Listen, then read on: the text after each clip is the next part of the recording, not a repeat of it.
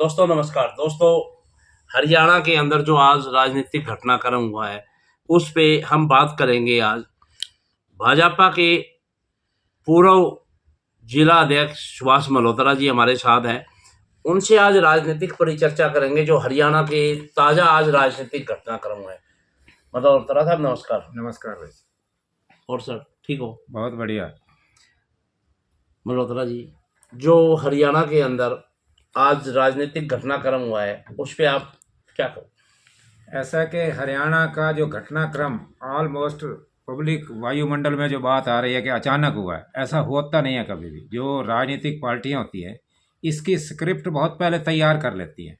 वो आगामी चुनाव में कैसा रहेगा, किस टाइप की लोगों में इच्छा रहेगी, राजनीतिक विरोधी पार्टियां क्या सोचेंगी, इन सब का चिंतन मनन करके बहुत पहले वो इस बात की पटकथा लिख के तैयार कर लेते हैं। और फिर अचानक आज ये भाजपा में एक नई चीज़ विकसित हुई है। पहले तो हम जब सत्ता अभिपेक्ष राजनीति नहीं करती थी तो उस समय कुछ और होता था, पब्लिक से पूछती थी, संगठन में चर्चा होती थी। आज इनकी चर्चा करती हैं लेकिन चर्चा के स्टाइल बदल गया, लोगों को पता नहीं लगता कि क्या हो रहा है। तो इस ढंग से इसकी स्क्रिप्ट बहुत पहले तैयार थी और आज इसका जो है सामने पटाक्षेप हुआ है और सामने नजर आई है। मल्होत्रा जी, सुबह से चर्चाएं चल रही है, कभी किसको बोल रहे हैं ये डिप्टी सीएम बनेंगे, कभी किसी का नाम आ रहा है, कभी किसी का आ रहा है, कभी सीएम का नाम किसी का आ जाता है, कभी किसका आ जाता है। ये कुल मिला के दोपहर बाद जाके फाइनल हुआ है। इसके बारे में आप क्या कहो? ऐसा है, मैं ये आपसे पहले ही निवेदन कर दिया है कि ये स्क्रिप्ट पहले तैयार होती है। जैसे राजस्थान में था, राजस्थान में तय था कि किसको सीएम बनाना है। तो आज जो हमारे यहाँ पर्यवेक्षक आए, अर्जुन मुंडा जी थे या वो तरुण चुग जी थे, वो पूरी तैयारी के साथ आते हैं। सारी जो केंद्र ने जो योजना तैयार कर रखी होती है वो विधायक दल के नेता के सामने रखते हैं और फिर उसका इम्प्लीमेंटेशन होता है।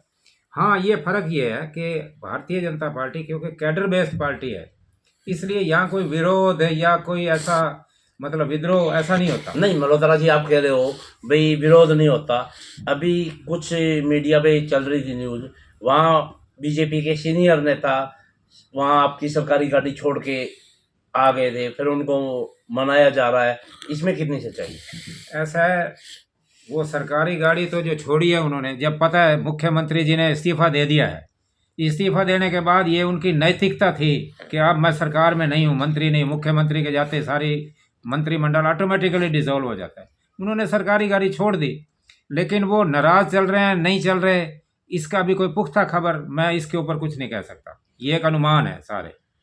अभी गठबंधन टूटने के बाद हरियाणा के पूर्व डिप्टी सीएम दुष्यंत चौटाला गृह मंत्री अमित शाह से मिलने के लिए गए हैं, ये भी खबरें आ रही है। जी। इसमें कितनी सच्चाई है? ऐसा गृह मंत्री जी से मिलने गए, वो चाहते ये थे कि भाजपा की हवा इस समय बहुत ज़्यादा है और इसी हवा के सहारे जेजेपी भी तरना चाहती थी। वो चाहती थी कि एक दो एमपी हम भी अपने बना लें, लेकिन क्योंकि भाजपा पिछले चुनाव में 10 की 10 सीटें जीत चुकी है और जेजेपी एनडीए का कोई हिस्सा भी नहीं है, वो सरकार के भागीदार जरूर थे, उस समय ज़रूरत थी, तो इसलिए उनको सीटों के लिए कंसीडर बीजेपी ने ना कभी किया ना अब किया।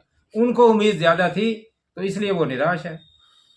मल्होत्रा जी, आप कह रहे हो नाराज है। लगातार पिछले 2-3 दिन से बीजेपी के लिए हरियाणा से हम कह सकते हैं बुरी खबर आ रही है।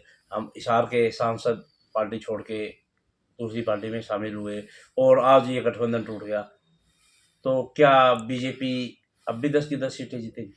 ऐसा है, ये बुरी खबर नहीं है। कारण क्या है कि भाजपा जो है ये कैडर बेस्ड पार्टी है। ज़मीनी आदमियों को किस तरह कार्यकर्ताओं को आगे मौका दिया जाए, उनको बढ़ाया कैसे जाए, इस पर सतत चिंतन चलता है बीजेपी में। वीरेंद्र सिंह के परिवार को या उनके सांसद बेटे को लगा होगा कि शायद तुम्हें टिकट नहीं दे, तो उनको निराशा हो गई होगी। लेकिन मैं ये कहना चाहता हूँ कि भाजपा ने चौधरी वीरेंद्र सिंह के परिवार को क्या नहीं दिया, एमएलए की टिकट दी, उनको मंत्री पद दिया, फिर बेटे को सांसद बनाया। इसके बाद चाहते क्या है? उनको ये ध्यान रखना चाहिए कि भारतीय जनता पार्टी के अंदर 50-50 वर्ष पुराने कार्यकर्ता भी बैठे हैं। उन्होंने कभी आपके नाम के ऊपर एतराज़ नहीं किया, एतराज़ तो इनको है।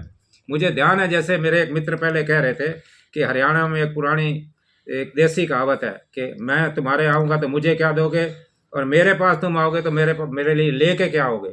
इनका राजनीतिक डीएनए ये है जिसकी वजह से इनको निराशा है, इससे इनको बचना चाहिए।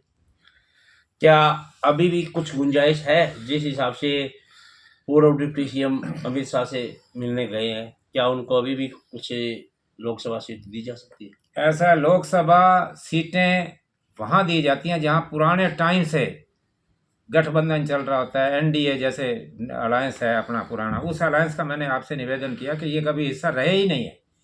तो इसलिए मुझे नहीं लगता दूर तक कोई ऐसी संभावना हो। उनको चुनाव खुद ही लड़ना पड़ेगा, अपने दम पर खड़े होना पड़ेगा।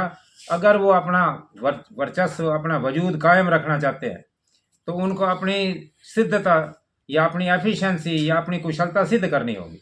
मेरे हिसाब से जेजेपी जो इस समय है हरियाणा के अंदर, आईएनएलडी है, जेजेपी है, ये अपना वजूद खोती हुई जा रही है। मल्होत्रा साहब, आप कह रहे हो भाई बीजेपी के अंदर ये चीज़ें पहले ही बात कर ली जाती है, सारी चीज़ हो जाती है, तो 2-3 दिन पहले भी आपने सुना होगा, मीडिया में भी आई थी, भाई मनोहर लाल इस्तीफा दे रहे हैं, नए सीएम बनाए जा रहे हैं।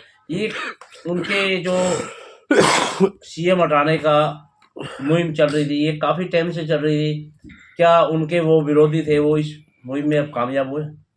ऐसा है, मुहिम इस तरह की जो ऑल मीडिया ट्रायल होता है, इसको मैं मीडिया ट्रायल कहूँगा। मीडिया में जो बातें आती हैं या जो लोग बनना चाहते होते हैं या जिनके वेस्टेड इंटरेस्ट होते हैं, तो वो लोग ये खबरें देते हैं। राजनीति का एक स्वाभाविक अंग है। लेकिन मैं आपसे ये फिर कहना चाहता हूँ कि हटाना और किसी को आगे बढ़ाना ये पार्टी की एक स्वाभाविक प्रक्रिया है। मनोहर लाल जी जब मुख्यमंत्री बन के आए थे, जानता ही नहीं था कोई कभी चेहरा नहीं था, वो एमएलए कभी तक बने नहीं थे। लेकिन पार्टी को लगा कि इनके नेतृत्व में सरकार अच्छी चल सकती है, उनको मौका दिया। आज पार्टी को ये लगता है कि वर्तमान जो राजनीतिक परिदृश्य है उसमें ओबीसी वर्ग है इतना बड़ा, उनकी आशाओं को भी पूरा किया जाना चाहिए। तो उन्होंने ये सोच करके नेतृत्व परिवर्तन किया है। लेकिन मनोहर लाल जी ने पार्टी एक नेतृत्व जब उन्होंने सीएम का ग्रहण किया, कोई बहुत ज़्यादा वो इतने उछले हो खुशी से, ऐसा नहीं है। आज पद छोड़ना पड़ा तो कोई निराश है, मुझे ऐसा नहीं लगा। मल्होत्रा साहब, एक बात आप और बताओ, क्या हरियाणा के पूर्व मुख्यमंत्री मनोहर लाल खट्टर जी को बीजेपी सेंटर में लेके जाना चाहती है? ऐसा ये पार्टी की योजनाएं होती हैं, संभावना है। जैसे हो सकता है ये अपने मध्य प्रदेश के पूर्व मुख्यमंत्री थे शिवराज चौहान जी, उनको टिकट दी है, बड़ी बात नहीं है। उनकी सेवाएं अगर पार्टी ये सोचती है कि केंद्र में ली जाएं तो कोई बुरा भी नहीं है। यहाँ हरियाणा में बहुत अच्छा अपना वो दे करके गए हैं, बहुत अच्छा कुशल प्रशासन दे दिया है उन्होंने। अगर वो सेंटर में देते हैं तो मैं समझता हूँ वहाँ भी मोदी जी के काफ़ी अच्छे सहायक सिद्ध हो सकते हैं। आप एक बात और बताओ, हरियाणा में ये पीछे काफ़ी चर्चा रही थी, भाई बीजेपी हरियाणा में बगैर खर्ची और बगैर पर्ची के काम किए, नौकरी लगाई है, उस पर आपकी कितनी राय है? ऐसा है जी, जहाँ तक मुझे मेरे संज्ञान में आया, मैं ये नहीं दावा करूँगा कि बिल्कुल 100% करप्शन ख़त्म हुई है, क्योंकि 60 सालों का पिछला पुराना राज, पुरानी नौकरशाही, उनको एकदम हम छाननी में छान करके शुद्ध कर ले, ऐसा संभव नहीं है। लेकिन ये तय है कि एक एक परिवार में 4-4, 5-5 आदमियों को बिना किसी खर्ची और पर्ची के नौकरी मिली है। यहाँ मेरे पड़ोस में पीछे रहते हैं कई पुलिस के ऑफिसर लगे हुए हैं, सब इंस्पेक्टर लगे हैं, इंस्पेक्टर लगे हैं। वो मुझे आकर के उन्होंने बताया जी बिना किसी पर्ची और खर्ची के हमें नौकरी मिली है। हकीकत में आम ग्रामीण अंचल में और आम जो दूसरे नौकरी के इच्छुक थे उनमें खुशी की बात है। और शायद इस समय उनको लगे भी सही कि एक धक्का सा भी लगता है भाई एक नेतृत्व परिवर्तन हुआ है। ये मैं नहीं कहता कि नायब सिंह सैनी भाई उतने कुशल साबित नहीं होंगे, ज़रूर होंगे, क्योंकि जो उन्होंने मनोहर लाल जी ने विकास के कार्य छोड़े हैं ये उनको पूरा करेंगे। तो नीति वही चलेगी, पैटर्न वही चलेगा। एक नेतृत्व परिवर्तन हुआ है, पार्टी को अच्छा लगा इसलिए उन्होंने किया है। तो मेरा को अब भी ये लगता है कि पर्ची और खर्ची का भाजपा में ये कोई कल्चर नहीं। अभी हम राजनीतिक परिचर्चा कर रहे थे भाजपा के पूर्व जिला अध्यक्ष सुभाष मल्होत्रा जी से, और जो इन्होंने बताया है आप उनसे कितने सहमत हैं कमेंट करके ज़रूर बताएं। और KGHR पर बने रहें। मैं KGHR से रमेश गोदारा, पेज को फॉलो करें।